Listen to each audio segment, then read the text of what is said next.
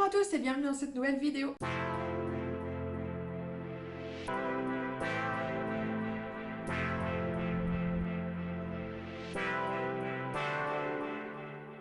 Alors là je sais plus, c'est l'épisode 5 je crois, plan de tour. Ça faisait longtemps que j'avais pas posté un petit épisode plan de tour, je pense que je vais en poster deux, peut-être les uns très proches à la suite des autres, ça veut rien dire ce que j'ai dit. Je vais poster deux épisodes plan de tour proches les uns des autres, voilà c'est mieux. Celui-là va être très rapide puisque je vais présenter mes anthuriums et je n'en ai que deux. Alors ça va être rapide, mais je vais peut-être plus m'attarder un tout petit peu sur mes expériences avec les anthuriums. Du coup, pourquoi je n'en ai plus que deux? Pour essayer de faire durer un peu la vidéo, parce que sinon ça va durer 2 minutes et demie et ça sert à rien. Donc c'est parti! Alors je commence avec mon plus gros anthurium, le Clarinervium. Celui-là je l'ai depuis plusieurs années déjà, ça fait déjà un petit moment que je l'ai. Je galère avec les anthuriums, je ne vais pas vous cacher, c'est pour ça que je n'en ai plus que deux d'ailleurs. Parce que je pense tout simplement que mon intérieur n'est pas assez humide. Pour rappel, je suis tout le temps entre 45 et 60% d'humidité. C'est pas suffisant du tout. Moi, j'essaye forcément d'apporter de l'humidité supplémentaire avec des pulvérisations pluriquotidiennes, c'est-à-dire plusieurs fois par jour quand j'y pense. Mais ça ne suffit pas pour nos amis les anthuriums. Celui-ci, il est beau, vous allez me dire. Il n'y a aucune tache sur les feuilles, il est canon, il y a 3 grosses feuilles. Là, on a un petit bébé, là, juste là, qui va devenir probablement aussi gros que ces deux feuilles-là. Alors, il est en bon état. Pourquoi? Parce qu'il est dehors. Il est dehors depuis le début de la belle saison. Alors, moi, je sais plus trop quand j'ai sorti mes plantes cette année, mais je crois que c'était vers le mois d'avril, parce qu'on a eu un tellement beau temps à partir du mois d'avril que j'ai sorti mes plantes très vite. Il est dehors depuis tout ce temps. Quand je l'ai sorti, c'est simple, il n'avait plus que cette petite feuille-là. Il n'y avait plus rien d'autre. Depuis, il m'a sorti cette énorme feuille-là, qui est sortie avec un petit trou. Je suspecte l'escargot qui traîne sur ma terrasse depuis des mois de l'avoir bouffé. Cette feuille-là, qui est tout aussi grosse quasiment. Et une troisième feuille là, un troisième petit bébé. Ça prend du temps, oui et non. En fait, à chaque fois qu'il sort une feuille, il sort une fleur après. Et j'attends que la tige soit sortie suffisamment pour pouvoir la couper. Donc ça prend du temps. En fait, il fait une fleur, une feuille, une fleur, une feuille, etc. Donc forcément, la croissance n'est pas incroyable.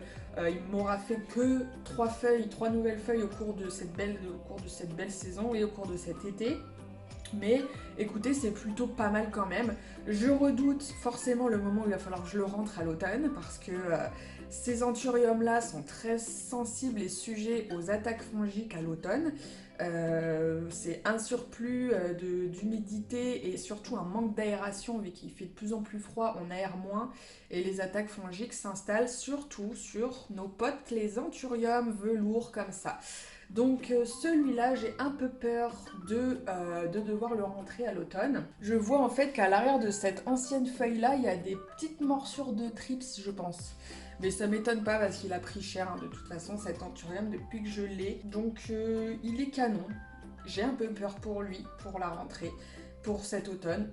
Je vous donnerai des nouvelles de lui et sinon pour l'instant il va rester dehors avec ses potes. Alors voilà, ensuite le deuxième et dernier anthurium de ma collection, rien à voir avec le premier, c'est un petit anthurium vitarifolium. Je mettrai quand même des images à l'écran de ce que ça donne quand c'est une adulte, mature on va dire. Ce sont des très longues feuilles comme ça, absolument sublimes. D'ailleurs, ce sont mes anthuriums préférés. Il y en a plusieurs de cette sorte, on va dire. Il y a plusieurs variétés. Ça, c'est le vitarifolium. Mais il y en a plusieurs autres qui ressemblent, qui sont des anthuriums comme ça, très vert clair, comparé... attendez, je vais le prendre. Comparé à celui-là, voilà. Enfin, clairement, les velours en général sont très foncés. Quand on voit la couleur très verte, plutôt classique au final d'un Vitarifolium par exemple. Donc voilà, il en existe plusieurs variétés qui sont comme ça très longues et très retombantes et du coup c'est vraiment ce que je préfère. Et à l'avenir, puisque j'arrive à bien m'en occuper et à les maintenir bien plus facilement dans mon intérieur que les anthuriums velours comme le Clarinervium, le Crystallinum, etc. Je pense que je vais essayer à l'avenir de me dégoter plus d'anthurium de cette allure, de cet aspect-là. Alors celui-là, vous allez me dire, il est minuscule, il est tout petit, il est encore bébé, certes, mais je l'ai fait pousser à partir d'une graine. J'ai acheté des graines germées à je sais plus qui en Europe, c'était il y a déjà un petit moment, j'en ai vendu 2 et je m'en suis gardé un. Et vraiment, on part de rien, c'est-à-dire qu'on part d'une mini graine avec un tout petit morceau de tige et de feuilles qui commençaient à peine à sortir, vraiment, c'était à peine germé. Donc on a eu les premières feuilles qui étaient minuscules, c'était des tout petits triangles, trop mignons. Et maintenant, on arrive quand même à, finalement, si on prend cette feuille-là, elle est 50 fois plus grosse que les feuilles que j'ai pu avoir au tout début avec ma toute petite graine germée. Donc ça, c'est une petite fierté, franchement, parce que à part celle-là, j'ai pas beaucoup de plantes qui sont issues vraiment du tout début, c'est-à-dire de la graine, de la germination de la graine. J'ai ça. J'ai un citronnier à l'extérieur que j'ai fait germer des pépins moi-même un été comme ça à l'arrache et ça a pris. J'en ai perdu certains et puis il m'en reste un qui a déjà 4 ans aujourd'hui. Donc peut-être que d'ici 2 à 4 ans, j'aurai des fruits, j'aurai des citrons sur mon citronnier que j'aurais fait pousser moi-même et ça c'est quand même incroyable. Donc voilà, deuxième et dernier anthurium de ma collection, je le trouve quand même pas mal du tout. On va le reposer là. Et voilà, c'est tout, c'est déjà terminé. Alors des anthuriums, j'en ai eu plein. J'ai eu des hybrides à l'époque. Alors j'avais eu Crystallinum X, je sais plus quoi. Donc voilà, des hybrides entre 2 espèces.